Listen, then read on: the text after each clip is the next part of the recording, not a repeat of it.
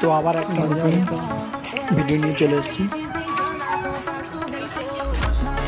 এই দেখো যাচ্ছি আমরা শীতের সন্ধ্যায়, একটা মেনু আয়োজন হলো তার জন্য আনতে যাচ্ছি।